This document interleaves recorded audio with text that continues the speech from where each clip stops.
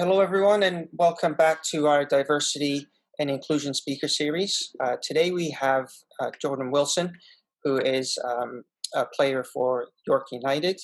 We're really happy to have Jordan here today and discuss his experiences in soccer, provide some feedback, and provide some knowledge and guidance towards our players. And really interested to see and hear about Jordan's journey in the game. So, Jordan, welcome. Thank you. We appreciate you Thank you, Paul. spending the time today. For those, why don't we, to get started, for those who may not know you and that much, maybe you could provide a bit of a background on, your journey as a player. Maybe starting when you were playing as a youth in Mississauga. Yeah. I was born and raised in Mississauga. Born to a father who came from England, and my mother's Jamaican. But my father was or still is, he's a huge soccer fan. So when I was around 3, I started playing for North Mississauga, and he was my coach. I guess one of those typical stories of like, boy loves soccer, dad loves it as well. And yeah, that was as a young kid, that was the only thing that brought me like pure joy, is just playing. So I was always playing, always had a ball at my feet. Um, yeah, when I was young, you could say pretty much addicted, just super in love with the game and what it had to offer. Then I went to North Mississauga. Sorry, so that club was North Mississauga as house league, and then I did All Star when I was about under 8 with North Mississauga, and then went to rep under 9 with North Mississauga. And that's kind of where house league you're playing and you're the best player. And then you go to under 9 and everyone's good. So I'm so grateful to grow up at the time that I did, where in 1991, where there's just a lot of talent, especially in Ontario. Um, so yeah, I was just like meshed with all the good players. And growing up, used to be a goal scorer, and then all of a sudden I'm playing under 9, and there's other players that are really good as well. So I end up playing like right back. But really enjoying the game, being good but never great. And this is a testament you'll see later on, just in my career, being like a good player but never the it factor, never the player that people watched out for. I just loved it more than my counterparts, my teammates, and I was just dedicated. I really wanted to be successful. I really wanted to play. Um, at the time, like most clubs do back then, you kind of had a split in the team, and a lot of players that grew up playing in North Mississauga went to Aaron Mills, and I was one of those last players to leave North Mississauga and go to Aaron Mills or go to a different club. So I went to Aaron Mills at the time, which was a lesser club around under 13, under 14, when North Mississauga was the big club. So I went there, and it was more of a future decision. Like, that was a club that was really big on getting scholarships and setting up their players for future success. At the time, it was a decision where I wasn't thrilled about, but I wasn't developing at the pace that I could have at North Mississauga, and I wasn't playing as much as maybe I should have. So developing was just something that my dad really thought it was time to really test myself in something different.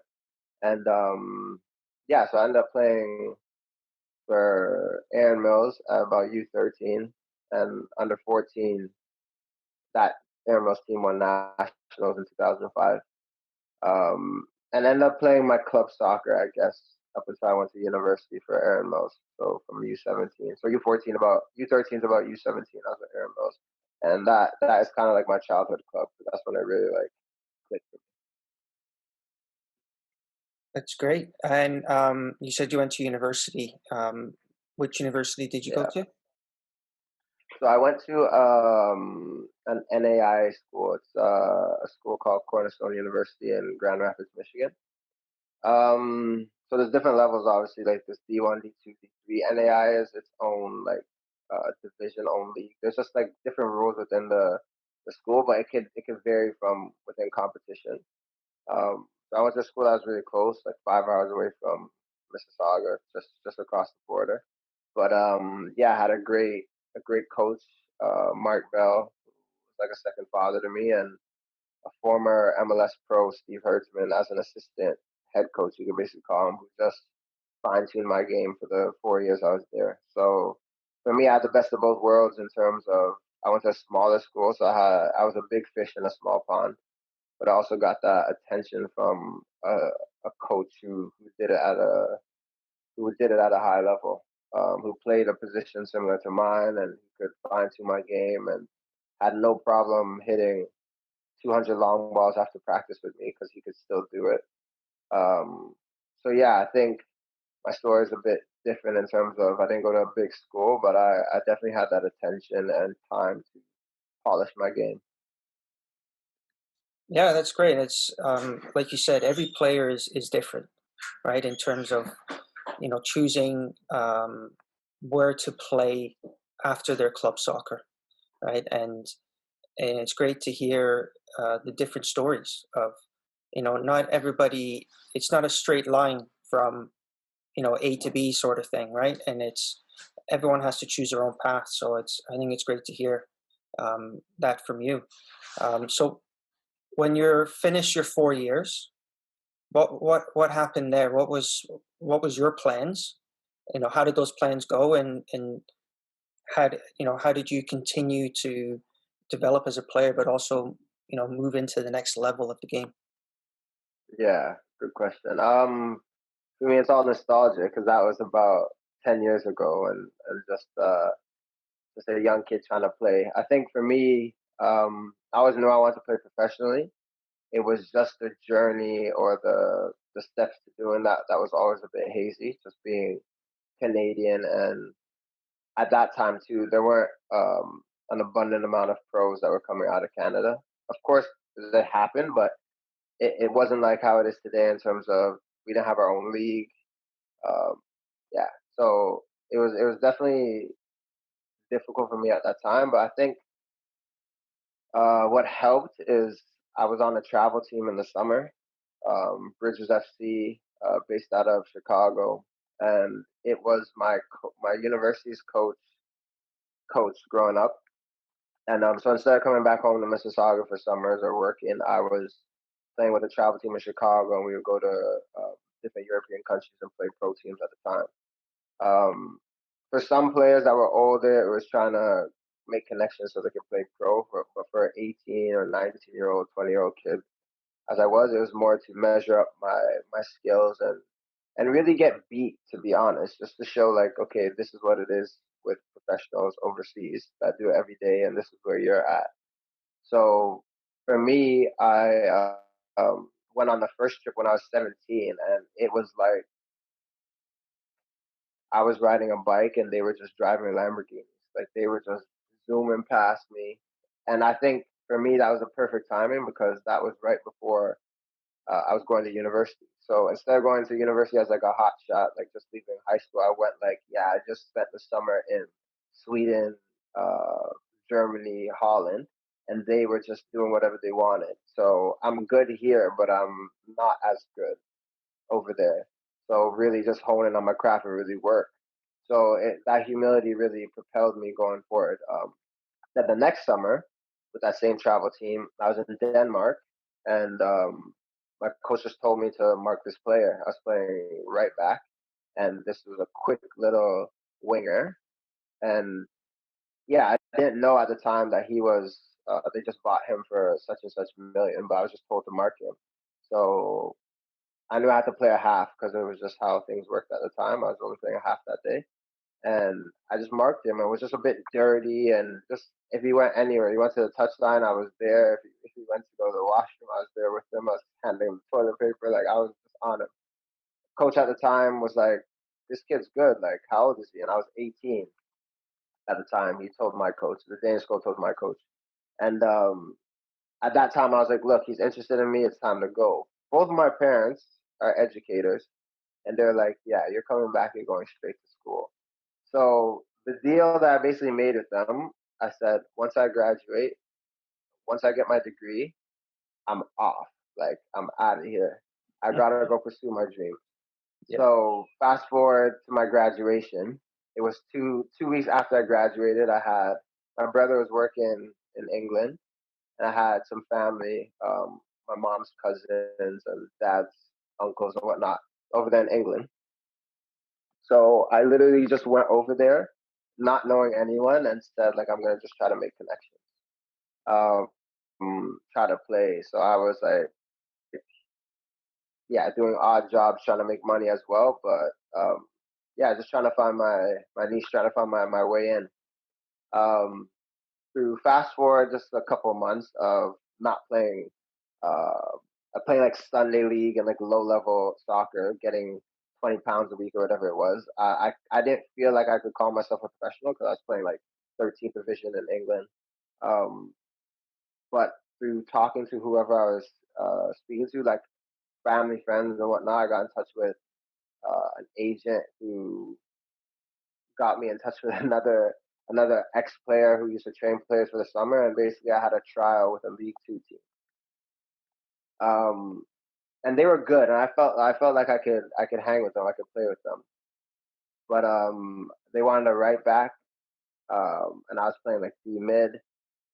It just didn't work out. The coach at the time was just like, "You're a good player, but maybe not what we're looking for at the time."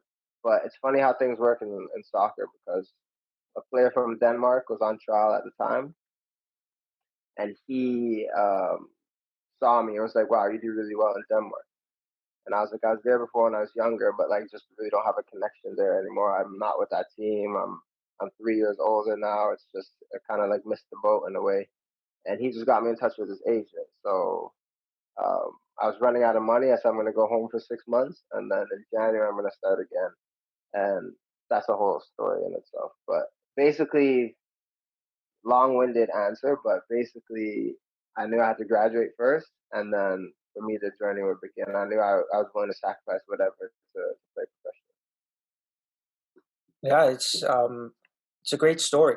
It's a story that young players need to hear, where it's not just, it's bang bang bang. You're here, then you're at this club, and then you're a superstar type of thing. It's you have to work at it, right? It takes a For lot of sure. sacrifice, and like you said, opportunities come um, at times when you don't expect it.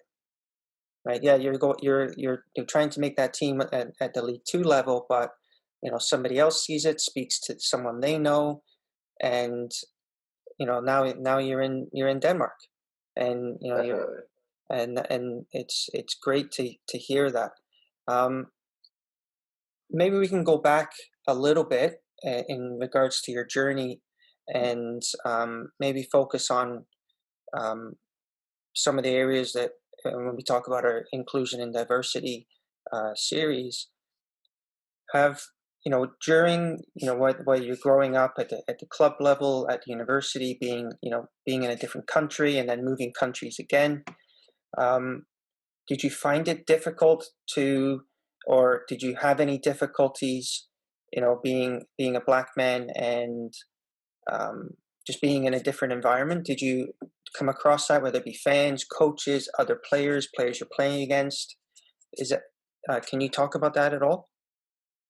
Yeah, definitely. I think um, in hindsight, my age and the time that I went to Europe helped me.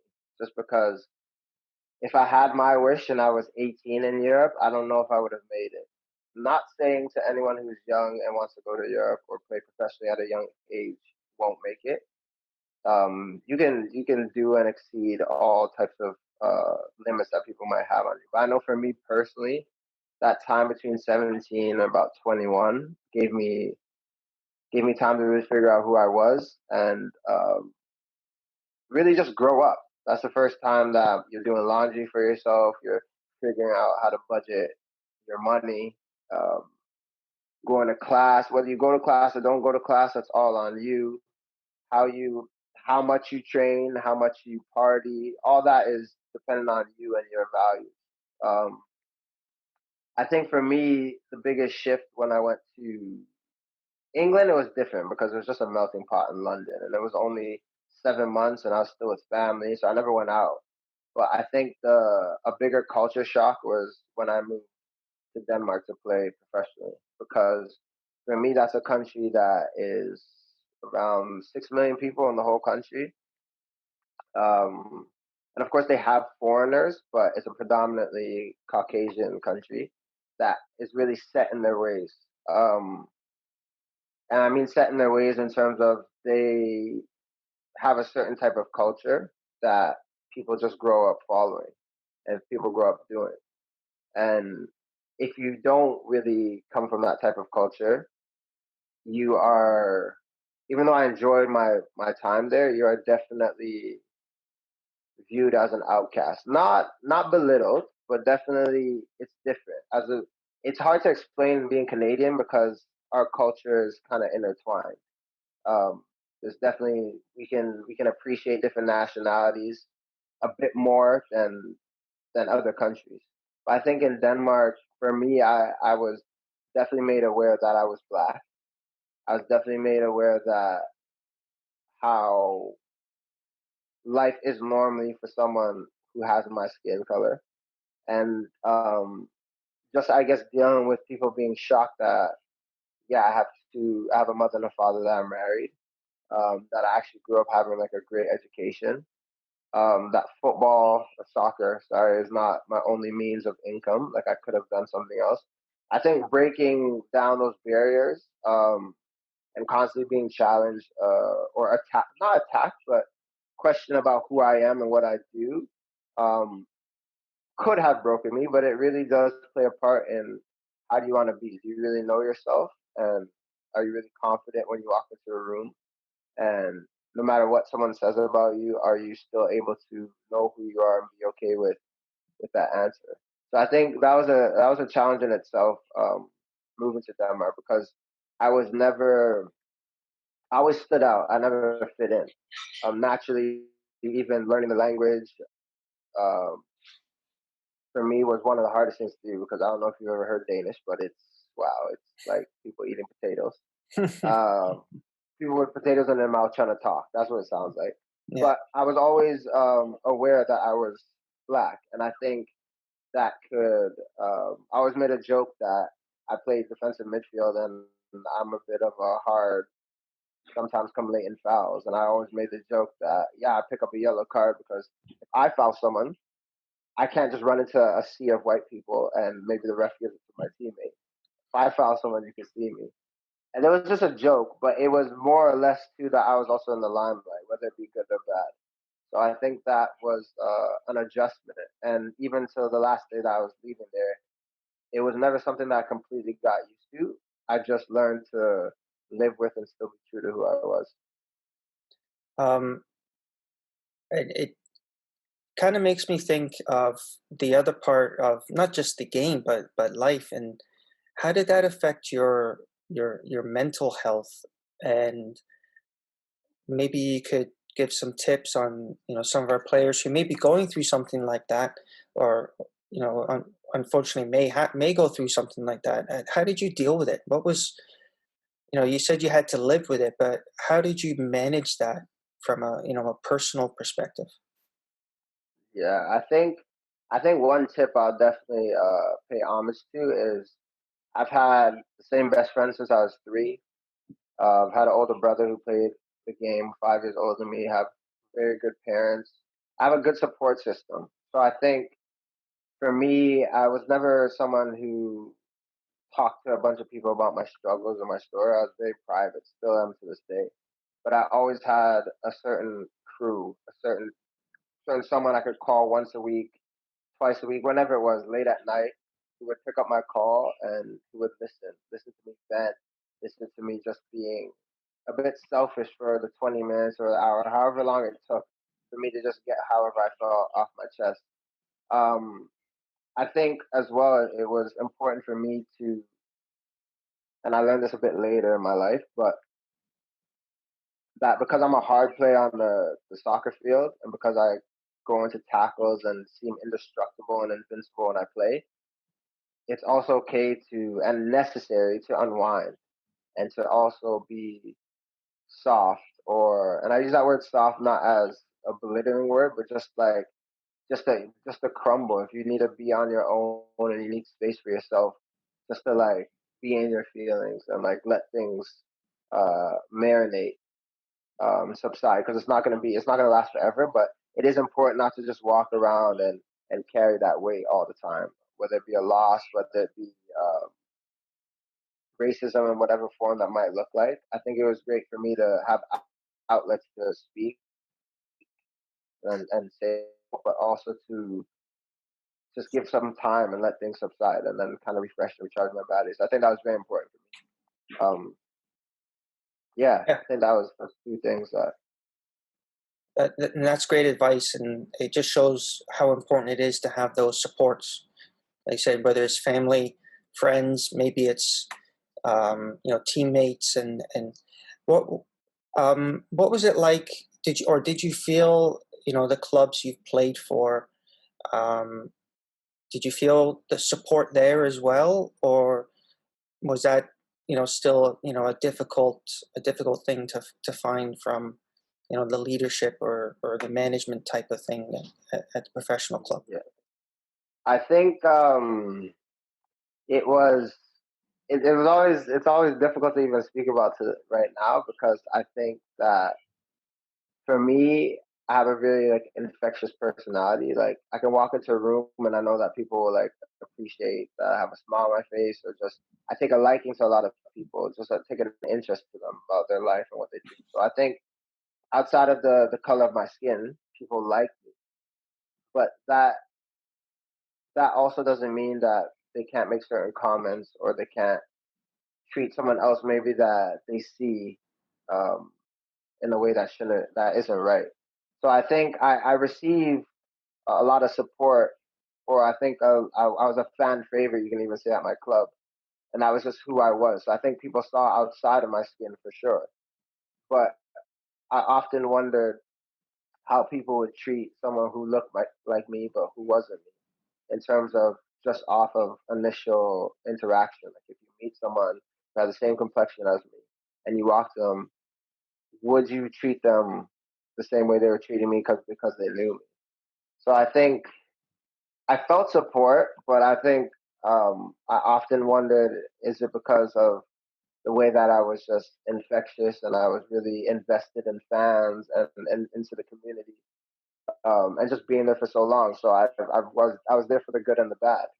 So I always had those questions. So I guess I would say like I had an incredible journey and I had an incredible experience, excuse me, in Denmark, but I also wonder what it would be like for someone who maybe was just a bit slow to express themselves or wasn't as open. Would they be received the same way, and how would that experience be for them?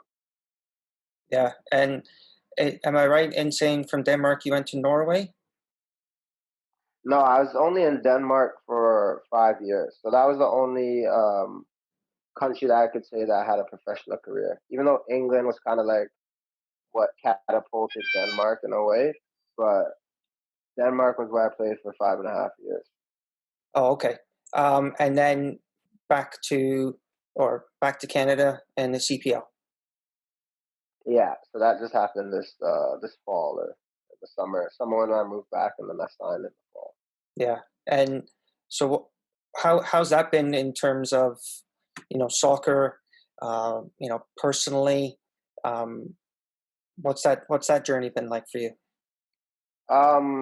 It's been great. Moving back home, it's a dream come true. I think I always had to sacrifice playing the sport I love and being with the people I love.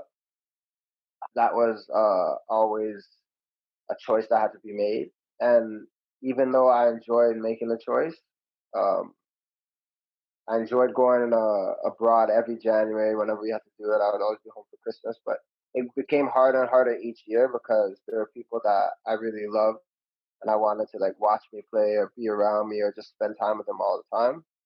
Um, so for me, it's a dream come true to just be back home and to still be doing the thing that I love and that brings me joy and playing.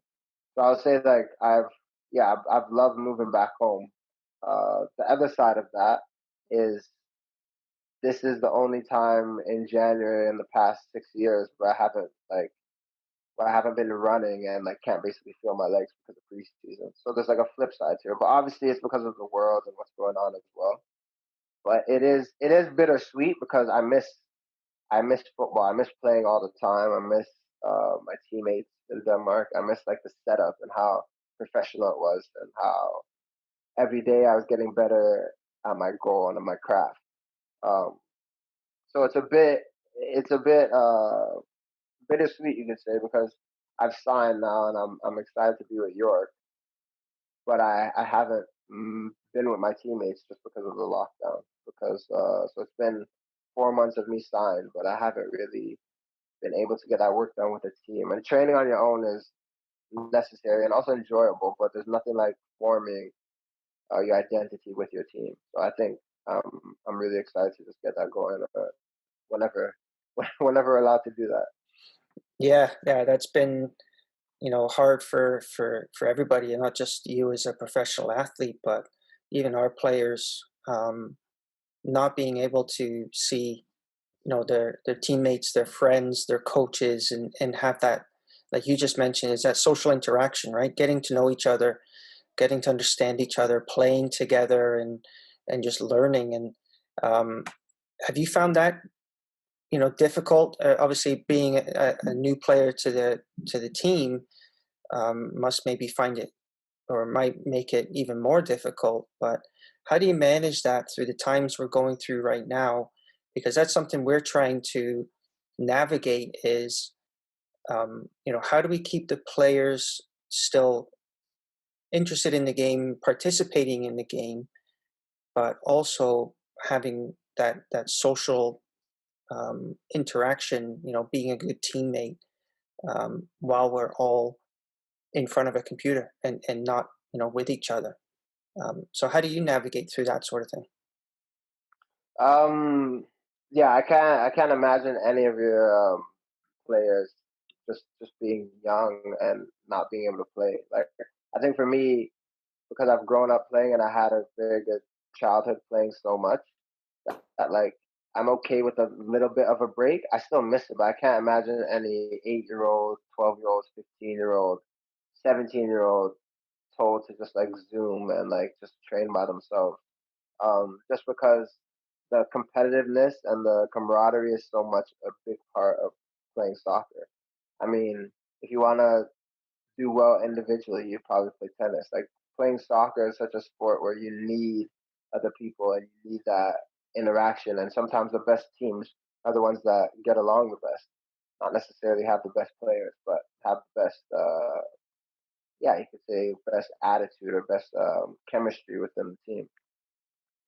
To be honest with, I would say it's so difficult to say what would work because I'm really struggling to be honest. If I have to be real, I have a good supporting cast of the people around me, and I know that in time I'll be doing the thing that I love. But I really wouldn't know what to say to young people right now trying to play. I think if I had to say something, I would say the patience throughout this time is like essential. Like if you could be watching games and film and maybe taking things that are part of your game and try to make them better during this time, or connecting with whether it be a mentor or another teammate or another even parent that might just be able to like sew into your game or just give you some advice, or just have that conversation of soccer come up because you don't want it to be a situation where it's out of sight out of mind, that they haven't been playing and that they love it but it just hasn't been talked about or expressed in a bit. So yeah, I would say maybe kids getting together, whether it be just talking about it for a bit or saying, "Hey, for this next 10 minutes of this conversation, let's just talk about soccer, or what's going on, or what it might be." But I really hope things open up soon because it's actually a travesty to have kids not not being able to play just in general right now. So I hope things get back to some type of normal soon. Yeah, yeah, you and me both. It's been difficult, and we see that, from speaking to players and coaches, and but we also we see it when we return to play, like we did, in the summer. you could just see the relief on the players' faces, and it wasn't all about the game. It was, I get to see my friends again, and I get to Yeah. talk to people face to face, and and just be in that environment. So yeah, we're definitely hoping that we can get through this, obviously as quickly but as safely as possible, and get back to playing. Um, and like I said before, we're always trying to relate this back and provide assistance for our players, whether they are from the BIPOC community, or LGBTQ plus, or um, just coming from another country. What kind of advice could you give them? Maybe one or two pieces of advice, or guidance on the best way that you have dealt with, whether it be discrimination or just challenges in your career. Um, yeah, it just what would you say to a young player? They said to you, "Look, I'm struggling. What could you do to help me?" I don't know if my advice is the best advice, um, but it definitely has been how I've handled myself in my career and how I will handle myself moving forward. Is that um, I guess it's also tied with my spiritual belief as well. It just says like in the Bible, like um, God will never give you more than you can handle. So I think for me is when I feel that I'm pushed and my back's against the wall, that I actually believe that I could handle more, that I'm not at my breaking point. Um, but then that is also brought into as well that you need to take that time to really feel, whether it be by yourself or with people that you trust. So I'd say that when there are situations when you feel like you're at your boiling point, you're you're actually you might be hurt, but you're not at your boiling point. You're not at your breaking point. That you maybe just it's best to receive situations, receive how things come at you, take a deep breath, and whether it be walk away or move on or deal with it privately, but not lash out in the moment. I think, but that is not suppress it. There's a difference as well. I think there's a time and a place to speak about things, and I think it's always best when you have a discussion and you're calm and collected, as opposed to you're lashing out of anger, because it doesn't really get it doesn't really get your point across as well as it could, and it's also just when you're speaking out of passion or rage or aggressively, it doesn't come across as eloquent or as profound as it could.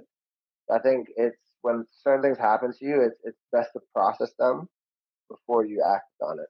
I would say that would be something I would say to any young player moving forward. Like basically, you see it all the time on the soccer pitch or the soccer field. It's like the first person who swings, maybe not as far, so you can see both of them. But growing up, I knew the guy that elbowed me in my stomach didn't get seen, but me kicking him after the whistle, or once he elbowed me and I kicked him, they saw the second one. The second one was the first hit.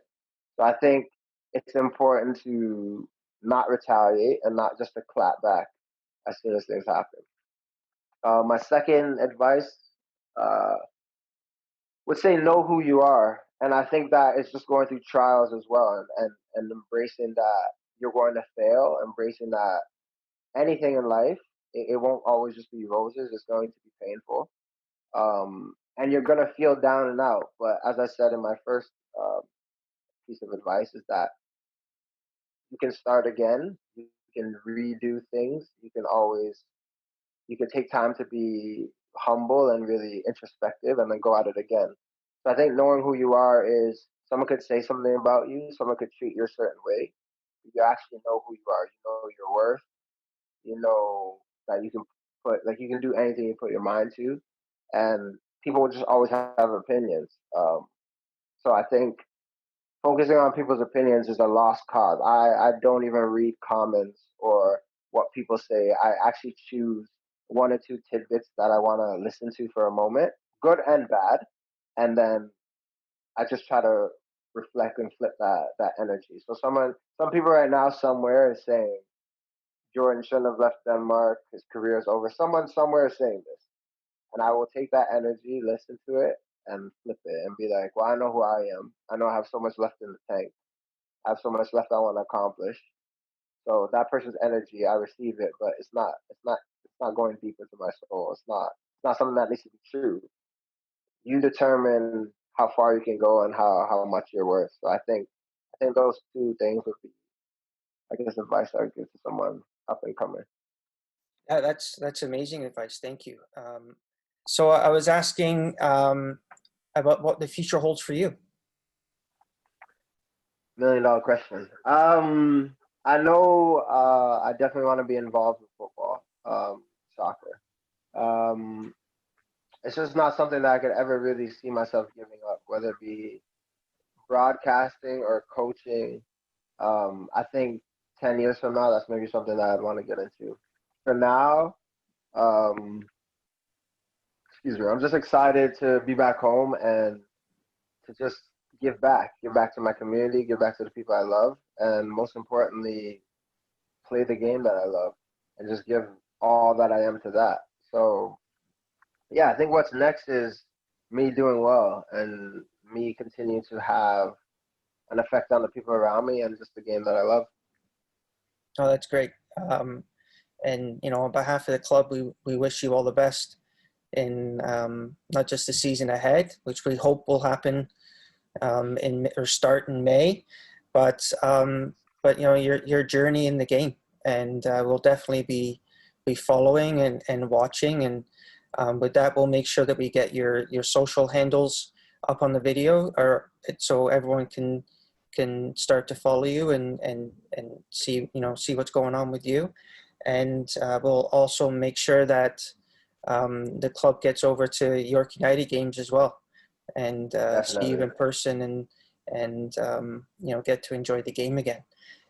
So Sure. I really want to thank you for spending the time today, and providing guidance and sharing your story and your experiences. So on behalf of the club, I'd like to thank you very much, and I hope you've enjoyed it, and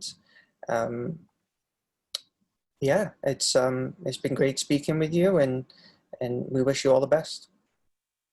Thanks, Paul. You're welcome and thank you. And any player or parent or whoever it is that would like to speak to me, you have my hand as well. I love questions, and as I said, I don't maybe have the blueprint of what will work, but I will definitely.